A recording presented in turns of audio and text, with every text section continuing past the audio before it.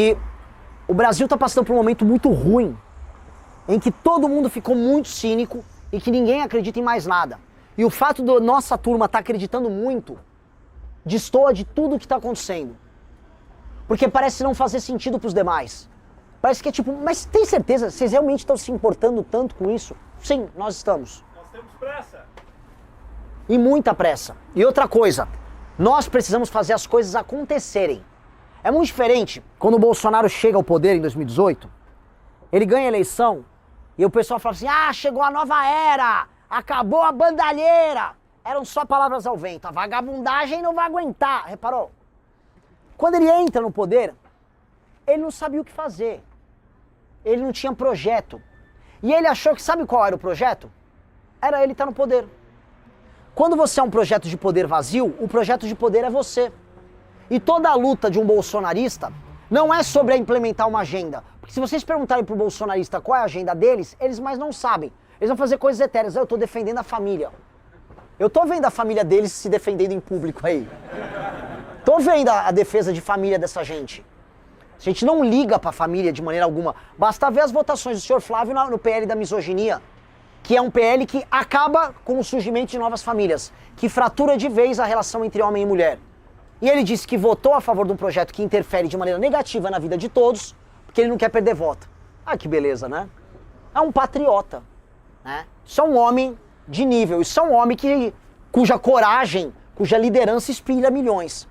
O bolsonarista não tem projeto. Então quando você percebe porque eles têm raiva do Xandão, não é porque o Xandão é autoritário.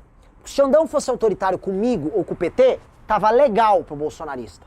Se o Xandão caçasse a liberdade de expressão de qualquer adversário, tava tudo bem.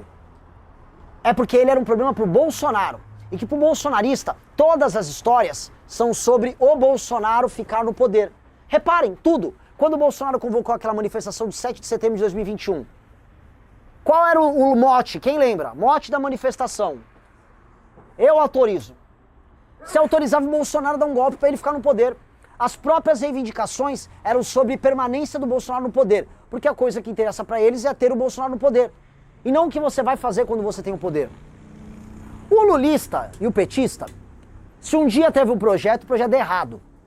Aí virou um chavão que é dar cerveja de picanha. Não deu cerveja de picanha. Sobrou dar um botijão de gás para cozinhar uma coisa que não é uma picanha e dar uma energia elétrica, jogando na CDE de todo mundo que paga a conta. E hoje a conta de luz no Brasil tá ficando insuportável para pagar.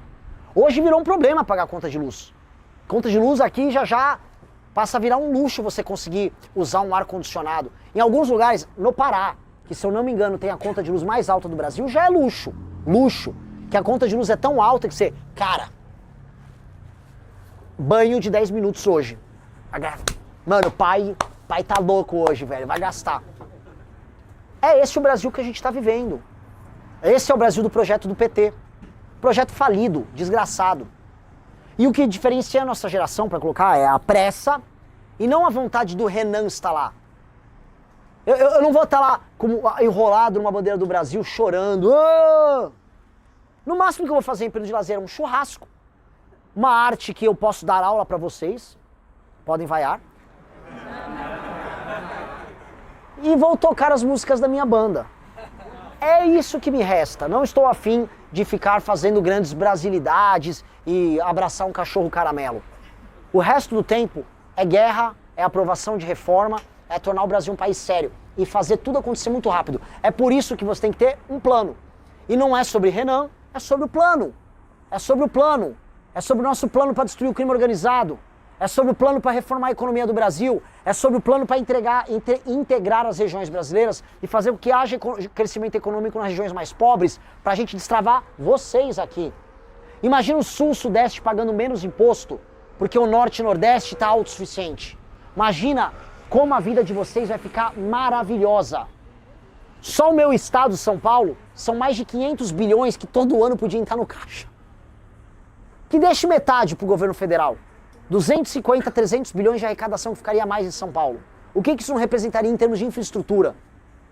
Agora imagina vocês que estão no estado de precariedade humilhante, que já foram o terceiro estado do Brasil, hoje na região sul já foram ultrapassados pelo Paraná e que hoje vê a própria população migrando para Santa Catarina.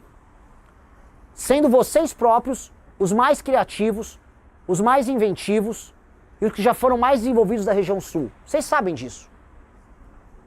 Há uma corrida histórica que foi perdida aqui no estado, muito por decisões estúpidas de vocês, essas brigas que vêm desde dos Chimango e Maragato e vêm até hoje, e essa impossibilidade de construir coesão num projeto sério.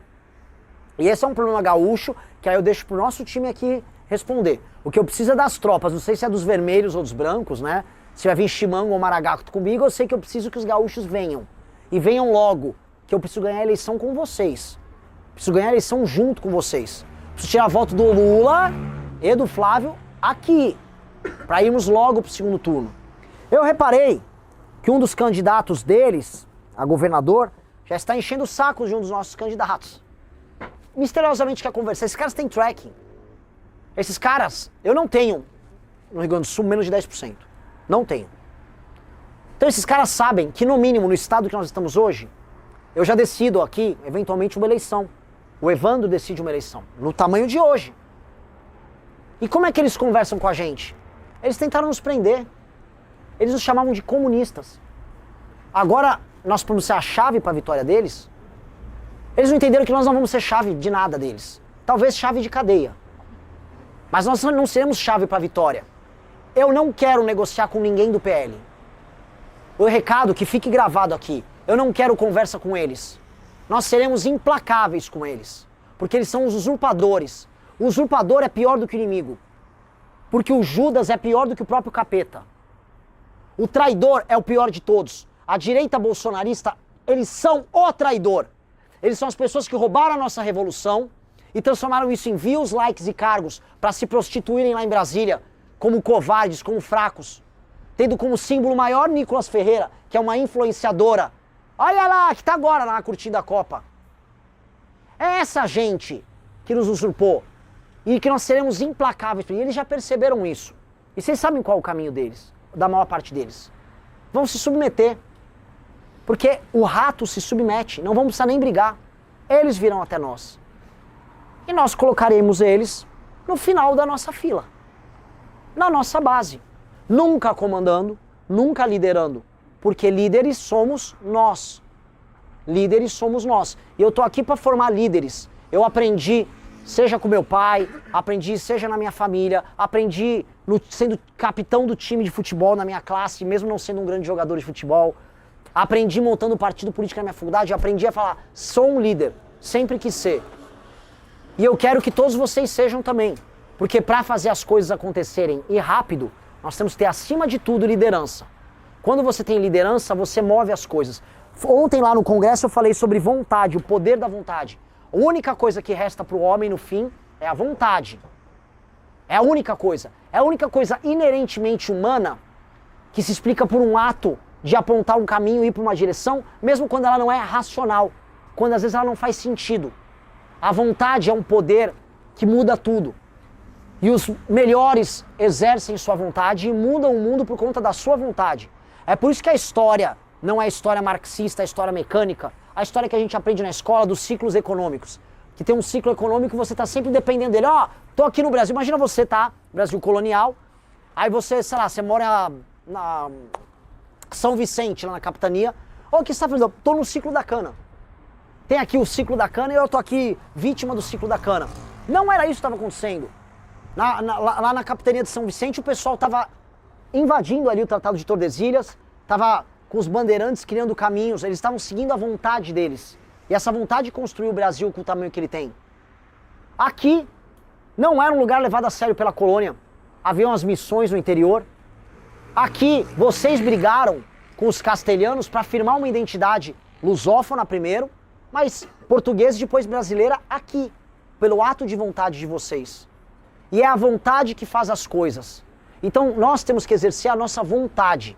E a nossa vontade está expressa no nosso projeto. E se a nossa imaginação é comum, se a gente concorda com isso, é só a vontade que vai vencer. E nós temos que aproveitar o momento em que a vontade dos outros está lá embaixo. Nossos adversários não acreditam neles próprios. E quando eles não acreditam, eles perdem. É a nossa vez. Então, muito obrigado, amigos. Valeu.